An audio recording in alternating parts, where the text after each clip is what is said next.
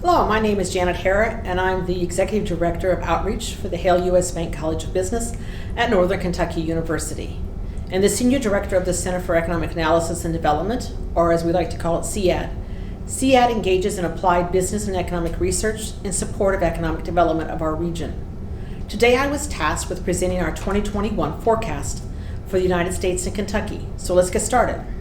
In ancient Rome, Janus was the two-faced god of beginnings, endings, and duality. Currently, the U.S. economy is a bit like that, with both good and not so good news stories to tell. In the coming months, the economic news is going to seem more than a bit contradictory. In 2021, the business press will appear to have dueling narratives relative to the U.S. economy. The first narrative will be characterized by stories about large numbers of long-term unemployed, rising debt delinquency rates, rising eviction rates, and other personal economic pain characterized by pictures of long lines at food banks. The second narrative will be characterized by stories about recovery and growth, such as job growth, new capital investment announcements, deadlines or declines, in initial and continuing claims for unemployment insurance, and increases in GDP. The strange thing is, both of these narratives are true. We see it happening right now, with surging home sales amidst soaring unemployment rates. So how do we reconcile these? First, some portion of the phenomenon can be explained by the differential impacts of the COVID shutdowns across industries. Some industries never had a recession and never experienced job losses. Other industries collapsed to near zero economic activity. Think grocery stores versus tourism and air travel. As shown in the graphic, industries with the greatest perceived risk and those easiest to postpone or avoid altogether saw the largest declines in employment, even as essential businesses saw rising prospects. You have to eat, but you don't have to go out to eat. Second, I do not expect a quick V-shaped recovery across the board. That is simply not going to happen. Depending on the industry, we will experience a variety of recovery outcomes. The rates of economic recovery may seem really significant at times. However, given the sharp plunge in GDP and employment, even modest improvements in the economy will translate into above average growth rates. However, the hole caused by the pandemic shutdowns is so deep that even with above average growth rates, it will be some time before the economy recovers its pre-pandemic levels of economic activity. We have already seen impressive third quarter numbers, but the forecast reflects an economy that's going to recover slowly and will face a variety of pressures that almost ensure that the recovery will be both bumpy and uneven. Having said all that, let's dig in by looking at our forecast assumptions. More than usual, the forecast for 2021 is very sensitive to the underlying forecast assumptions. Typically, monetary policy takes the lead when it comes to economic recovery following a recession, with a little bit of an assist from fiscal policy. This time the roles have been flipped, with fiscal policy taking the lead. To date, monetary policy has been straightforward and very easily summarized. The Federal Reserve plans to hold interest rates near zero for the next few years, and the Fed is going to tolerate inflation rates at or slightly above its 2% ceiling for the next few years until unemployment falls back into line. Fiscal policy is going to be anything but straightforward, since it's all about the politics. The 4 pandemic relief measures already enacted are baked into our forecast, and the forecast assumes additional stimulus. The assumption is, at this point, any meaningful relief package will come after the election. It will likely be enacted in December if Trump wins, or in February if Biden wins. The eviction moratorium will be allowed to lapse, and it's not going to be renewed. A continued eviction moratorium risks a collapse in the residential rental market, with landlords unable to pay their mortgages and banks unwilling to wait for payments to slide further into 2021. Since Congress has failed to provide additional support for state and local government, the result is likely to be significant spending cuts accompanied by sizable layoffs. The extra unemployment rates have supported personal income and consumer spending. With that support over, we expect to see a hit to consumer spending in the fourth quarter. Public policy is usually not relevant to the discussion when talking about economic recovery. That is not the case this year. The pandemic is the main wild card in any forecast for 2021. Our pessimistic forecast or scenario assumes that as a result of rising COVID cases, the pace of opening up the economy slows or even reverts to shutdowns. This would lead to further retrenchment in consumer spending. And since consumer spending accounts for roughly 70% of GDP growth, any reluctance on the part of consumers to resume spending will restrain the recovery. And finally, the forecast assumes a vaccine will be available late 2021. With that, let's take a look at the outlook for real inflation-adjusted GDP, which is the best summary measure of the U.S. economy. In second quarter 2020, real GDP declined by 31.4% on an annualized basis, the sharpest quarterly decline on record. This is expected to be followed by a record bounce in third quarter GDP, somewhere in the range of 30%. The BEA is scheduled to release third quarter GDP estimates on October 29th, so we have a few days to wait. With the federal stimulus at an end for the moment, fourth quarter GDP is expected to grow in the 3% range, barring any major shutdowns in the economy as a result of second waves of COVID cases. For 2020, real GDP is expected to shrink somewhere between 3.5% and 4% nationally. Looking ahead to 2021, the control forecast has GDP increasing 3.7%. The pessimistic scenario has GDP growing closer to 2.5% next year. Depending on which forecast holds, GDP will not attain pre-pandemic levels until late 2021 or late 2022. In Kentucky, second quarter 2020, real GDP declined by 34.5%, ranking 42nd nationally. While Kentucky is expected to bounce back with the rest of the country, GDP growth in 2021 is expected to be slower than the national average.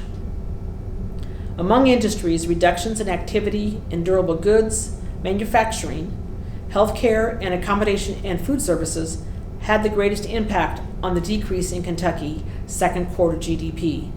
These three sectors combined accounted for more than 40% of the quarter's drop in GDP. The business press likes to spend a lot of time talking about the stock market, but for most Americans, the important economic numbers are about jobs and wages. So let's look at the recent trends in personal income and employment. Here, once again, we see the two sides of the Janus coin. Even as real GDP was plummeting in second quarter 2020, personal income surged 34.2% nationally and over 40% in Kentucky, an increase ranking 17th among the states. In Kentucky, net earnings declined 28.1% during the second quarter. The surge in personal income was due entirely to increases in government transfer payments that declined by more than $27.6 billion, or more than 500%. While the press has focused on the enhanced unemployment insurance payments, that extra $600 per week, the real increase in transfer payments for Kentucky came from the economic impact payments, the $1,200 per person that we all received. In Kentucky, the economic impact payments totaled more than $16 billion. The duality of the recovery is also on clear display when we're looking at the employment numbers. Despite huge drops in overall jobs, some industries have continued to add jobs throughout the pandemic. Over the past decade, January 2010 to January 2020, the private sector created more than 22.1 million jobs.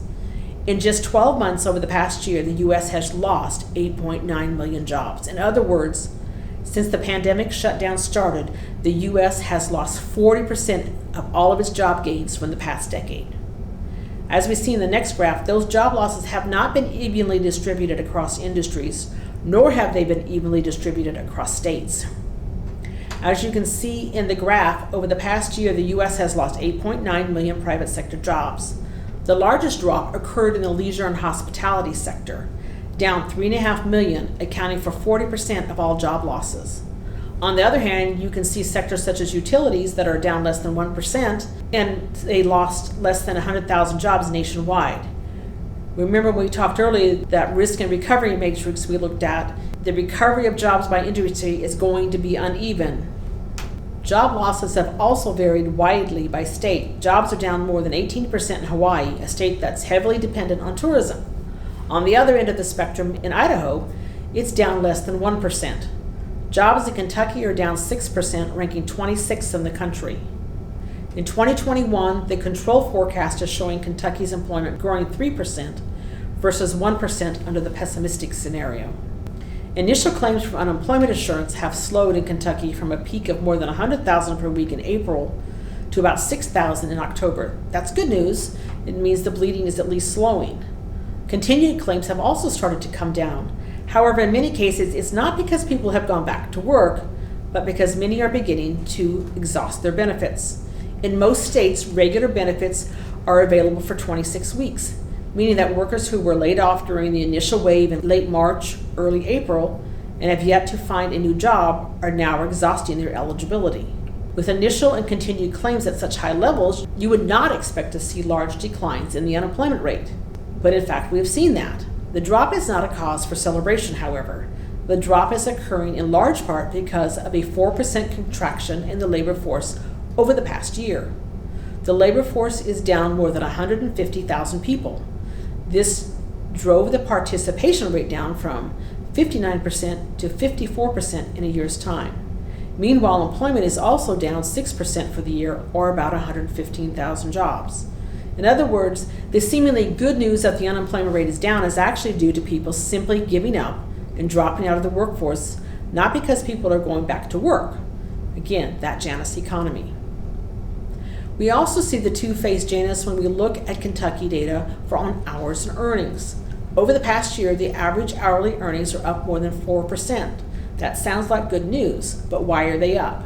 First, average hourly hours worked is up nearly 1%, but more importantly, these data are hiding a larger truth. The 6% drop in jobs was concentrated in low-wage, hourly, part-time jobs. Most of the apparent increase in wages is simply a result of job cuts at the low end of the wage scale. As we look ahead to 2021, as I mentioned at the top of the presentation, there is both good news and not so good news. The good news is that the economy will start to recover. The control forecast calls for Kentucky's real GDP to climb 3%, with job growth of 3% as well. Of course, the bad news is that we are climbing out of a big, deep hole. It will take some time to recover pre-pandemic levels of economic activity. While the unemployment rate is falling, it is due in large part to people dropping out of the labor force, not because they are regaining jobs.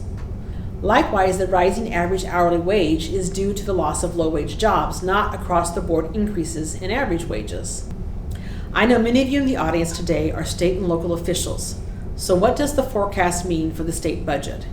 Even under the best-case scenario, it is unlikely the state will see any significant increase in revenues from fiscal year 20.